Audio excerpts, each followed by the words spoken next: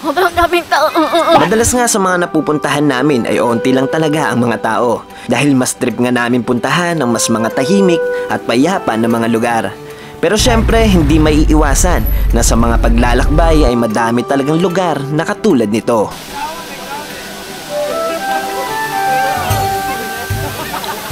Pero kahit na ganon, ay samahan nyo kami ni Jai habang iniikot namin ang isla ng Bohol. Dahil hindi lang yan ang napasyalan namin, maging ang mga oldest churches at ilang mga tourist attraction dito sa Bohol. Pero bago lahat yan, ito muna ang mga naging ganap dito.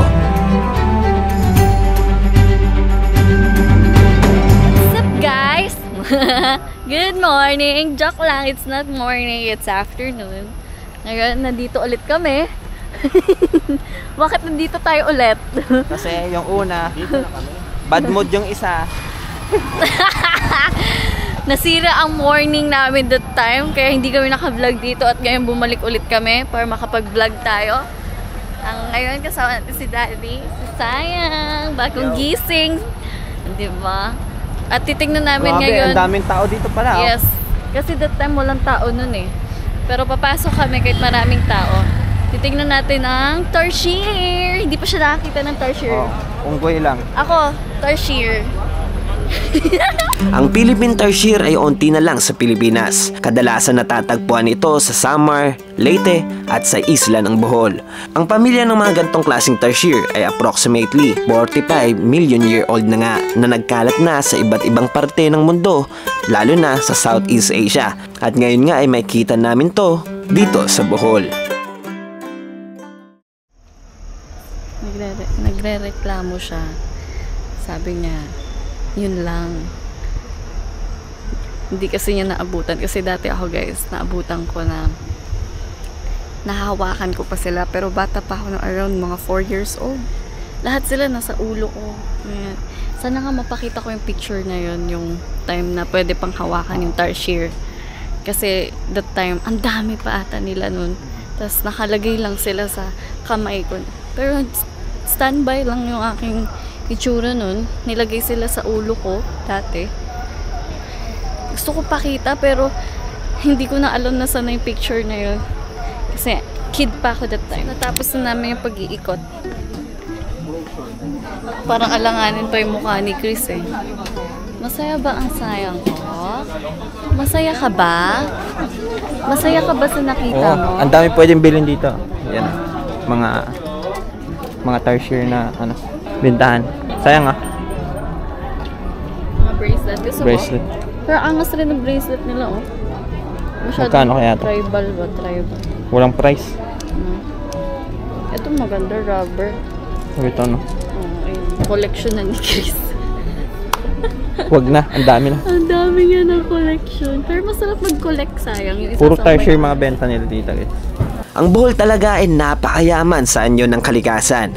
Napakadaming lugar pa ang pwede mong makita dito. At habang iniikot namin ang Bohol, ay nadaanan nga namin to. Ha! Wow! Grabe, grabe. Ito yung man-made forest. And ngayon nga nandito kami sa man-made forest. Ito yung hinihintuan ng mga taga dito. Gawa ng... Ha? Mga turista no, halos naghihintuan dito no, sa man-made. Gitna ng daan. Grabe.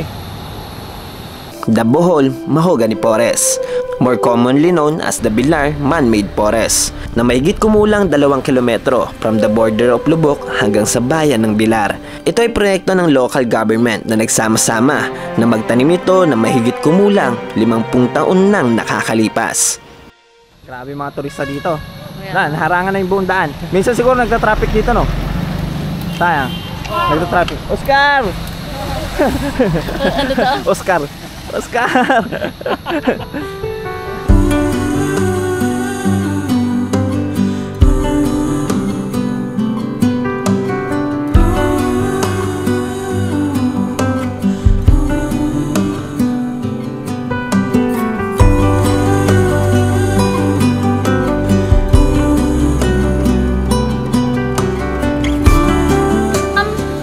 Hanggang sa muli, paalam.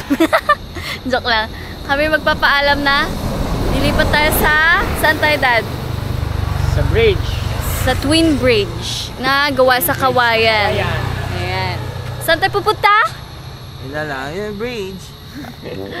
Where is the map? Shout a map! Backpack! Dora the Explorer! What? So, ito na tayo pupunta. Then, susubukan natin sa ibang mga baka falls.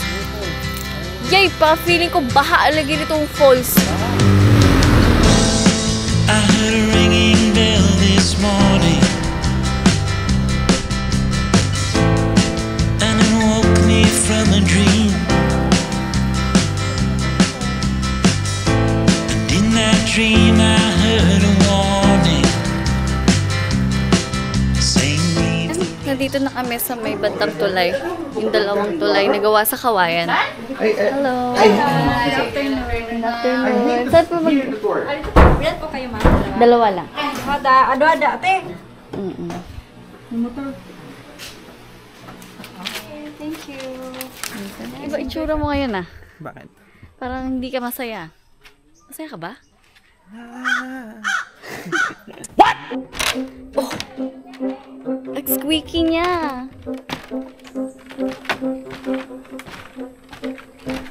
Uy, wag.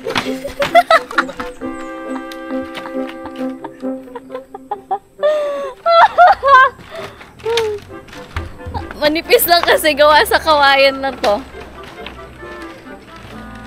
Ayan. Yung lakad namin pataka ra ba?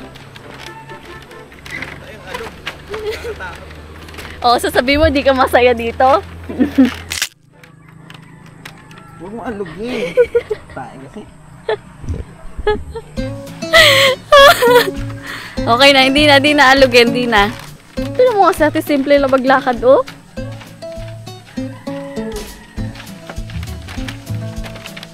Amo ka. Naglalakad lang.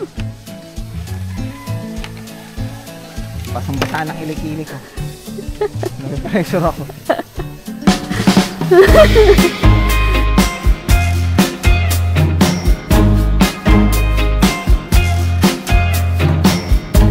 I stand by you when you're falling, when the river is calling. I said I love you forever. We can make it together. What goes up must come down. There's lots of friendly faces all around, and nothing's ever lifting me higher than a touch of your sweet desire.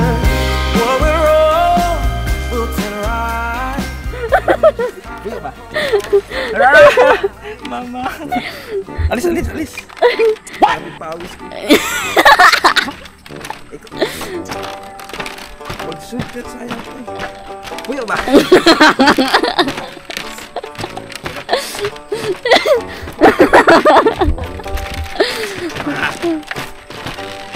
Matibay ang kawayan, ano ka ba?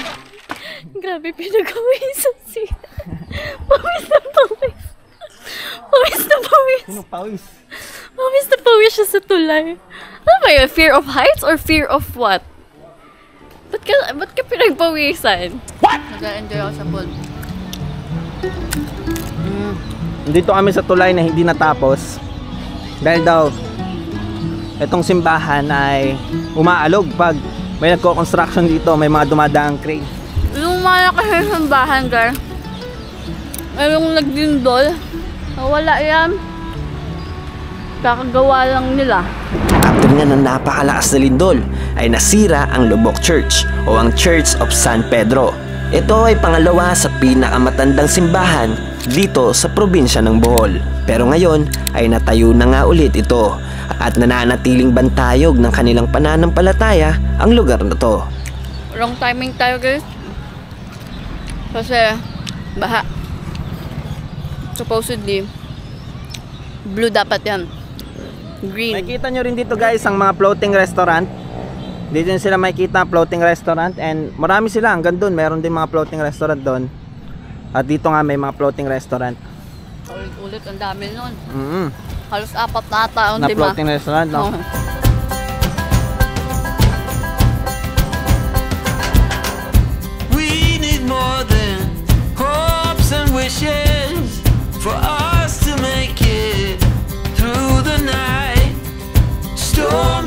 Ganda ng dagat dito. Ito yung oldest church dito sa Bohol. Oo. Wow, nandito kami sa Baclayon Church. ito pala yung Baclayon Church. Ang Baclayon Church ay kilala rin bilang iglesia ni San Agustin sa Baclayon, isa sa pinakamatanda at pinakamahalagang simbahan sa Pilipinas. Matatagpuan ito sa Baclayon, Bohol at unang itinayo noong 1596 ng mga misyonaryong Kastila. Ang simbahan na ito ay isang tampok na halimbawa ng arkitekturang kolonyal ng mga Kastila na itinayo gamit ang mga koral na bato. Now I cannot go to sleep, buried in my chair.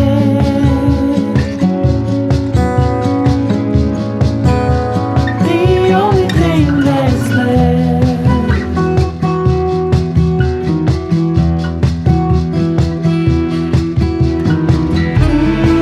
If you had love, you wanna give me some, and I will wait for some. So ang daming tao pala sa pupuntahan natin.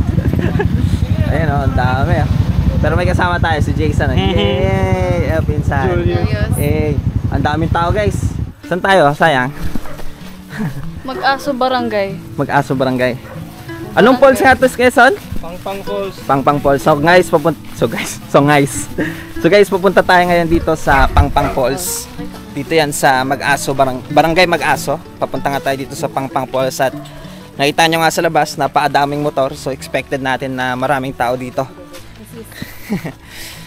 Pero check pa rin natin, baka pwede pa rin naman tayo makapag-enjoy kahit napaadaming tao. And medyo mag-hike lang kayo ng onte, papasok. Ito nga yung mga kasama natin, mga pinsan ni Jaya, yung iba. Ewan ko, kilala yung iba. Pakilala nyo naman yung kasama nyo. Nahihiya pa. Si Julius ang magpakilala. Ayan, hindi na sunog guys.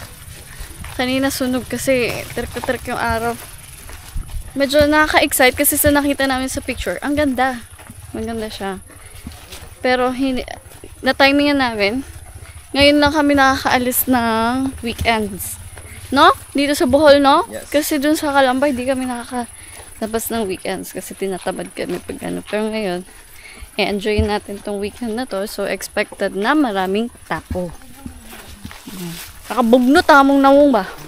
Parang bugnot yung mukha namin kasi ang init. Nakaka-off ng init, no? Yung mood ba? Nakakasira ng mood yung init ng panahon. Kaya tayo ay magpapalamig para gumanda ang ating mood. Ano pala yung falls? Grabe, ang daming tao, men. Ang dami naliligo. Oo nga eh. Sunday kasi. Kaya ang dami naliligo. Grabe, oh. Kaya mo mag-picture dito? We'll see. Worth it naman. Maganda rin yung falls. Kasi parang doon sa picture malakas yun, no? Sayang. Mahina yung agos.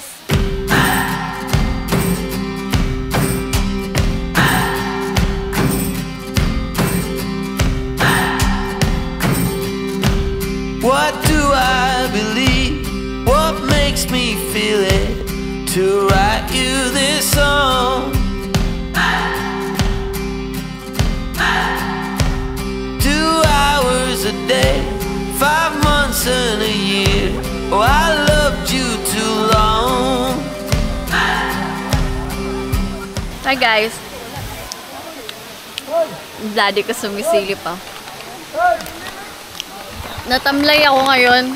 Umiiral yung aking lobat pagiging social Anxiety. social anxiety. May tawag yun eh. Socialize. Lobat yung pakikipag-socialize ko. Sobrang daming tao. Ang daming taong as in. Ito yung pinakamadami nating tao na puntahan, no? Since gumala tayo. Simula nung nagbablog kami, ito yung pinakamadaming tao na na-encounter namin pagbablog. Uy! Naligo din kami sa wakas. Ligo! Ligo ka? Yes. Oh, wala na, good mood na guys. Ay, nakaligo na. Malamig na yung katawan ko. Kumalma yung utak.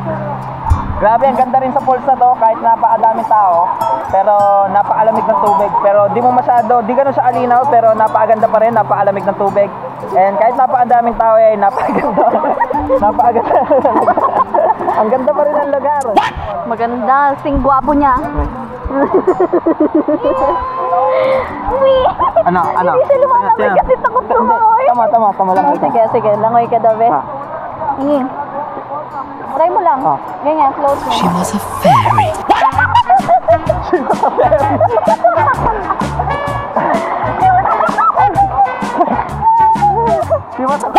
Wala nang tao, onti na lang tao, onti na lang.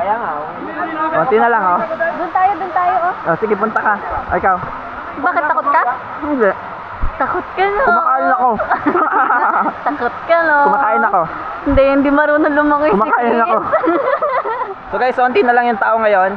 At syempre, mas na-enjoy natin yung kalikasan pag hindi ganun kadaming tao.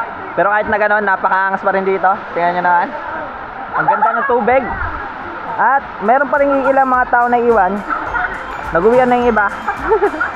Kaya siguro enjoyin na lang namin tong lugar na to. And samahan nyo kami. And see you sa susunod nating adventure. You whisper gently to the silent trees. I won't forget. You know the secrets of the late night breeze. It's all pretend. Don't you worry now. Don't you worry now, my love. Umakyat doon, hindi na makababa, kailangan na tumalon dyan. Kasi yung daanan dito guys, masyadong mahirap bumaba. Kayang mo umakyat pero napakadulas pag pababa na kasi sobrang tarik dyan. Kaya ngayon, kailangan mo tumalon para maababa ka. Ngayon, yung dalawang babae na problema, anina pa nandyan. So, tingin mo, kaya nila hindi. Kaya siguro, wag lang mabagok ba? Wag lang Malalim naman yan, Pero sana, okay ano. Dapat malayo yung talon nila, hindi yung talon na slide ba kasi pwede May mga bato, no, sa gilid. May mga bato sa ano. Ayun na. Grabe dito guys. Ang dami, para kami nanonood ng sine.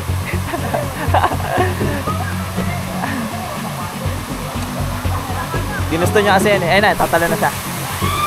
Ay! Safe naman? Ay, may kumuha. Okay naman. Yun lang yun. Ayun lang yung palabas. Kami, uwi na kami. Ay, meron pa pala dalawa. Hindi pa ako nakakatalon. Tara. Parang gusto ko na rin tumalon.